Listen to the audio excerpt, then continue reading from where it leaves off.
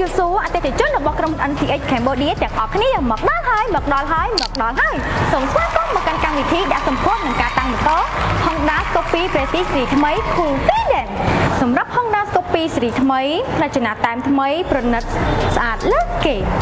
តោះយើងមកមើលលក្ខណៈពិសេសរបស់ Honda Scoopy Prestige ស៊េរីថ្មីទាំងអស់គ្នាតាមរចនាថ្មីធ្វើឲ្យវាកាន់តែមានភាពប្រណិតអស្ចារ្យស៊ីវិល័យកាន់តែទាក់ទាញនៃការរចនាបែប Platinum and Golden Wheel អមជាមួយនឹង logo Scoopy ដែលផ្ដល់ជូនផ្ដាច់មុខសម្រាប់តែ Scoopy Prestige ចេញពីក្រុមហ៊ុន NCX តែប៉ុណ្ណោះជាមួយនឹងចង្គៀងមុខ Full LED កំណត់អត្តសញ្ញាណដ៏ទាន់សម័យរចនារាងមូលដែលមានពន្លឺភ្លឺច្បាស់ល្អ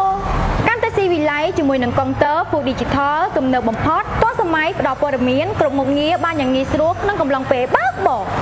ជាមួយនឹងរួមសារ USB Type C រក្សាទំនាក់ទំនងរបស់អ្នកគ្រប់ពេលវេលាដែលអ្នកអាចសាកថ្មរបស់អ្នកដោយគ្មានដែនកំណត់ជាមួយនឹងចង្គៀងភ្លើងក្រោយកាន់តែទាន់សម័យហើយមានក្លឹបធំដែលអាចដាក់បួសុវត្ថិភាពនិងសម្ភារៈផ្សេងៗតាមតម្រូវការ